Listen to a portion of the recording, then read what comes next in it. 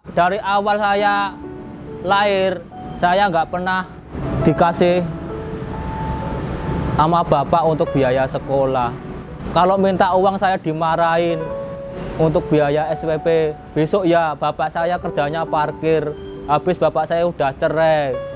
Dan bapak saya itu tadinya selingkuh, ibu saya selingkuh, saya menderita, adik-adik saya masih kecil dua-duanya. Dan nenek saya di kota Solo juga ini ngontrak, cuma tanahnya, bangunannya ini cuma rumah saya nenek saya bambu gitu. Awal-awalnya saya itu menangis gitu. Di kota Solo tadinya dulu saya kalau punya uang tak kasihkan sama ibu gitu.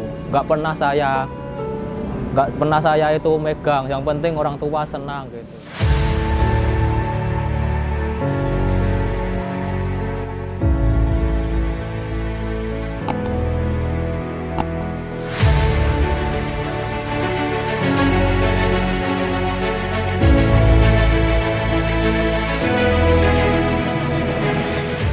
Nama saya Ahmad Ripai dari kota Solo.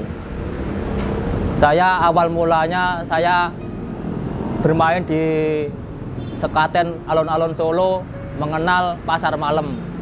Tadinya saya digratisin, adik saya naik kuda putar. Nah, terus aku lama-lama, ntar kalau pasar malamnya pindah di kota Solo, alun-alun kamu ikut kerja pasar malam ya, awal mulanya gitu. Terus kalau di sekaten Solo, adik saya nggak pernah bayar sama pegawai pasar malam. Langkah selanjutnya pasar malam itu di sekaten Solo itu pindah, saya ikut diajak kerja di pasar malam, ikut Kelana Karya Demak.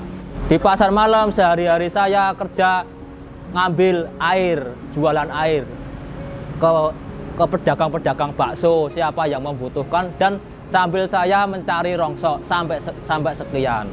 Saya udah petualangan Pulau Jawa ini sampai Sumatera, udah ini sampai orang yang punya pasar malam udah meninggal. Udah selama saya ikut pasar malam, mula-mula saya umur 17 tahun sampai ini hampir 40 tahun. Kelahiran saya 82. Lantasan keluarga bapak ibu saya nggak punya, cerai. Lantasan saya berpusing mau minta sama orang tua, nggak punya. Lantasan saya harus bisa bekerja keras, mencari sesuap nasi, segala apapun bentuknya, maupun dari sampah maupun dari air, yang penting saya ini. Gara-garanya saya kenal badut ini dipinjemin sama juragan saya foto-foto. Tadinya badutnya itu bagus, ada dua rupa, Mickey Mouse sama Dora. Yang satunya saya kembalikan. Lantasannya kalau saat bosnya punya utang saya ini, akhirnya yang Mickey Mouse saya tahan. Tadinya saya di pasar-pasar mas, pendapatannya 30, 25 kadang gitu. Saya udah kesal.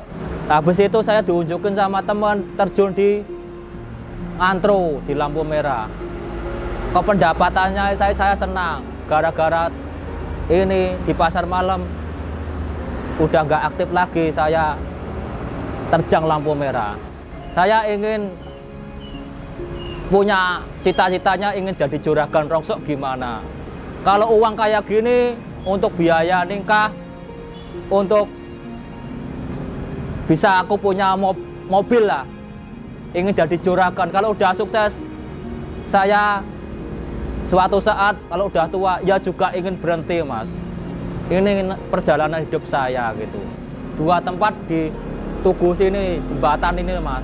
Kalau ada temennya yang ngambil, saya nggak nyari. Ibaratnya malu mas. Saya ini kalau ada temennya yang ngambil situ, saya lebih baik cari yang lain gitu.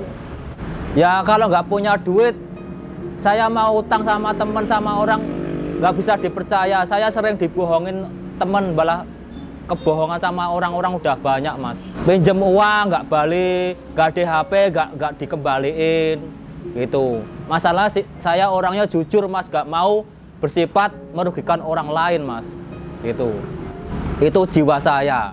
Sekarang saya tinggal di Musola Al Hikmah, lampu merah Sampang itu, Buyangan itu, yang dekat ruko yang jatuh itu dekat rongsok Mbak Lipah itu pinter-pinter kita mas. Kalau pas lagi lancar ya banyak, paling dikit 50 mas biaya. Kalau lebih bisa untuk yang bisa 100 mas itu. Kalau sehari sampai 3 kali ya bisa 100 lebih mas. Kalau kerja kita stabil sampai jam 9 kita bisa mendapat 100 lebih. Karena orang di sini nggak nentu mas, tergantung fisik kita mas. Tenaga kita, kalau tenaga kita loyo, kita sering istirahat, kita nggak Makanya saya kerja di sini, ini tempat istimewa saya, tempat paling bagus buat pendapatan saya. Saya masuknya pagi sampai jam 2, habis itu pindah di Karangrejo. Habis Karangrejo pindah ke Sleko jam 9, kita pulang tidur. Masalah uang udah terkumpul tapi dikasihkan sama orang tua. Kalau bawa sendiri nggak bisa, takutnya dicuri orang mas. Ya baru 5-7 lah mas, dikasihkan sama orang tua di ini. Tadinya saya ini sepeda ontel mas, awal-awalnya ngangsur. Sepedanya tak taruh di rumah, ada 2.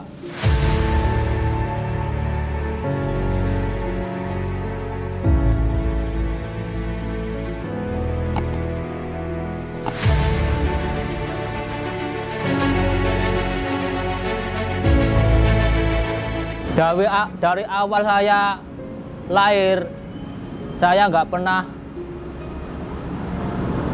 dikasih sama bapak untuk biaya sekolah.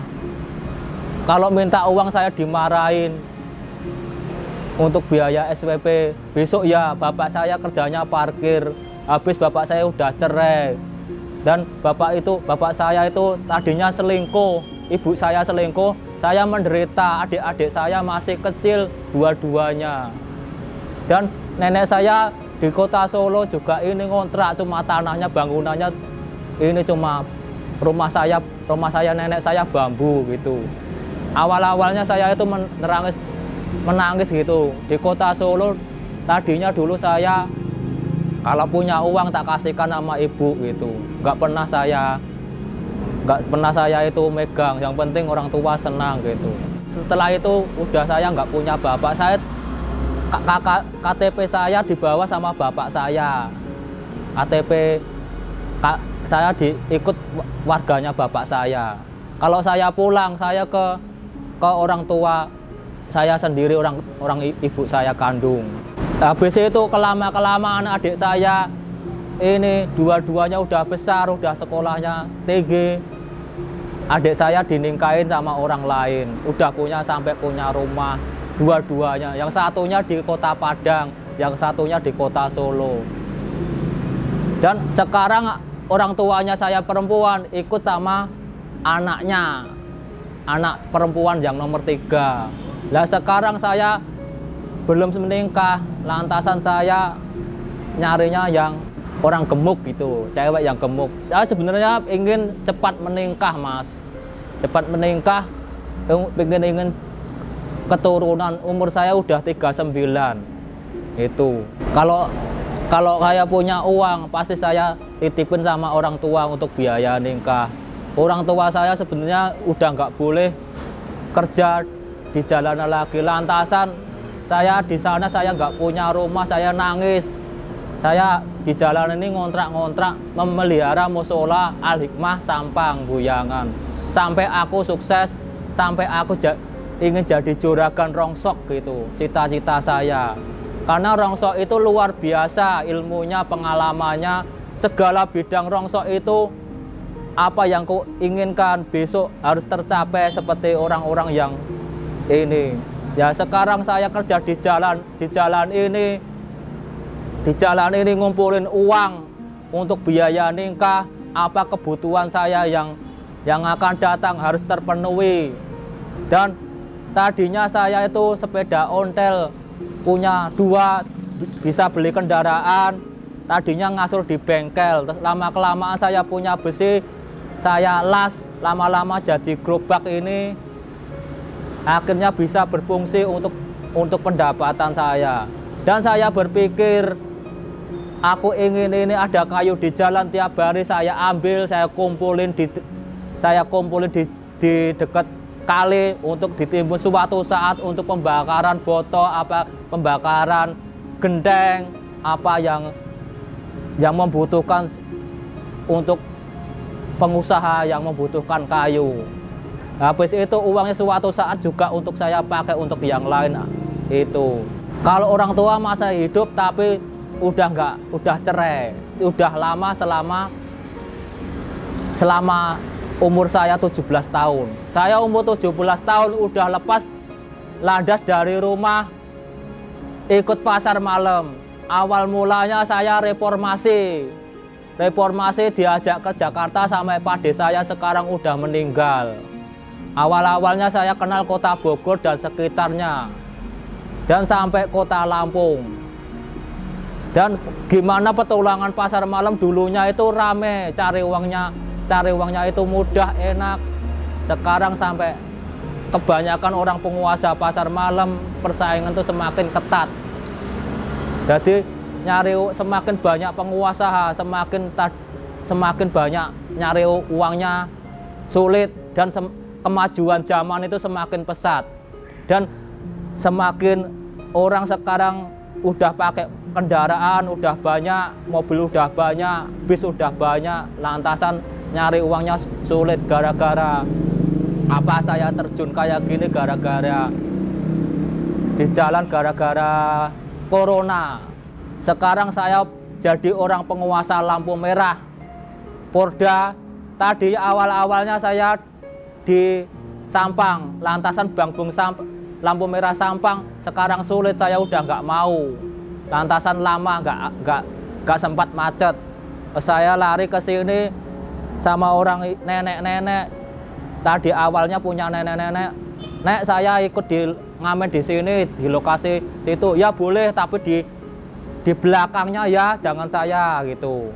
Lama-lama nenek-nenek itu nggak pernah aktif. Saya berpikir kalau saya kerja ini sampai pagi sampai sore, aku ingin cari pendapatan di lokasi yang lain. Kalau tadinya saya di ngebruk lama-lama dimusuhin sama teman saya, aku juga pindah lagi ke Bagong Sleko, Karangrejo. Mulai di Bagjo Karangrejo, saya setar sampai jam 3 sampai jam 6. Jam 6 saya pindah di Sleko, jam 6 sampai jam 8 saya pulang. Habis itu saya pulang lewat Juwana, saya ngambilin rongsok di pembuangan sampah. Nah, sampah itu saya kumpulin. Kalau nggak ada atom, nggak ada ini, terpaksa saya plastik. Plastik saya udah banyak 1 WC. Karena ntar kalau udah 1 WC saya buang di peleburan plastik di dekat jembatan Pati itu, yang deket tambal ban itu, kiri itu. Dan saya berpikir lagi, kok kayu banyak, lama-lama saya kumpulin, suatu saat kayu itu berguna untuk orang lain, untuk pembakaran botol, gamping, dan segala apa yang ban di jalan, ban itu juga berfungsi untuk pembakaran gamping. Yang penting saya hidupnya bisa dapat uang, yang penting kita nggak nyuri gitu. Ya, namanya kita ini awal-awalnya orang nggak punya, nggak pernah minta sama orang tua. Orang itu dalam pemikiran saya, kita itu harus mengatur manajemen. Kalau uang harus disimpan yang baik-baik gitu. Dan harus tekun, rajin, tak boleh kenal lelah. Itu sifat kepribadian saya. Bila pun malam saya kalau itu ngerjain nyortir rongsok, Mas. Nyortir rongsok, ngupasin atom-atom supaya mahal, tembaga saya dapat tembaga, dikasih orang lampu, saya ambil tembaganya, saya sortir. Itu kecapean di bidang rongsok, Mas. Gitu. Cara kerja saya kayak gitu. Saya nggak pernah sambat. Lantas awal mulanya saya sambat. Sekarang saya udah kenal sama lampu merah Porda, udah banyak orang yang ngasih sama saya. Tadinya awal-awalnya saya juga miskin, Mas. Saya juga ingin belajar pengalaman dari orang, gimana orang itu kok mendapat uang secara minta-minta. Tapi saya berpikir harus sekolah sama orang. caranya ingin saya sukses gimana, besok ingin punya cita-cita seperti Rongsok itu luar biasa. Saya ingin setor sama juragan tutup botol, apa seng itu diketokin, ingin setor platnya ke pabrik, apa itu botolnya beli botol dikirim ke pabrik. Itu cita-cita saya, apa beli kardus yang baru di toko-toko dijual lagi ke yang menerima kardus baru gitu.